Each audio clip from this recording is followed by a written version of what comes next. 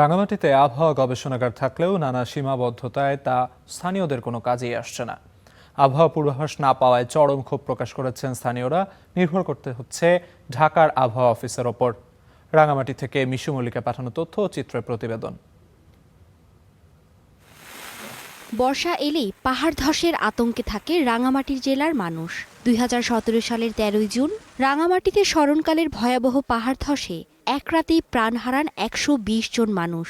লণ্ডভণ্ড হয় ঘরবাড়ি, রাস্তাঘাট। ব্যাপক ক্ষয়ক্ষতি হয় কৃষি, মৎস্য ও প্রাণী সম্পদ খাতে।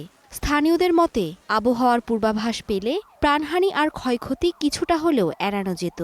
বাড়ি বর্ষণ হলে আমরা আগাম খবর পাই না, কিছু জানতে পারি না। আমরা যদি আগাম পাহাড় ধসের খবরটা পেতাম, আমরা নিজেরা প্রস্তুতি নিতে পারতাম। ভূমিকম্প প্রবণ এলাকা, আমরা যদি এটা থেকে কোনো আগাম পূর্বাভাস পাই তাহলে মানুষ সচেতন হতে পারে।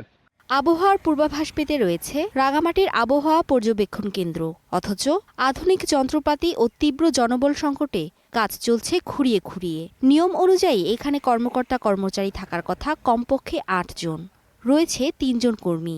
ফলে ২৪ ঘন্টা বিরতিহীনভাবে নিখুঁত ডাটা সংগ্রহ ও মনিটরিং করা পুরোপুরি অসম্ভব হয়ে পড়েছে।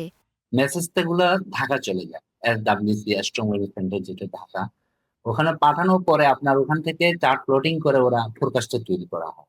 ৮ জনের জায়গাটা আমার ৩ জন দিয়ে কভার করতে হয়। তাছাড়া একটা কিছু সমস্যা আছে, যন্ত্রপাতি আমাদের পুরানো হয়ে গেছে গা। এই বিষয়ে জানতে চাইলে জেলা প্রশাসক কোনো কথা বলতে রাজি হননি। কাগজে কলমে প্রথম শ্রেণীর তকমা থাকলেও রাঙামাটির এই আবহাওয়া কেন্দ্রটি স্থানীয়দের জন্য অকার্যকর। প্রতিবছর বর্ষায় পাহাড় ধসে লাশের মিছিল আর ক্ষয়ক্ষতি থামাতে এই কেন্দ্রটিকে পর্যাপ্ত জনবল দিয়ে কার্যকর করার দাবি পাহাড়বাসীর।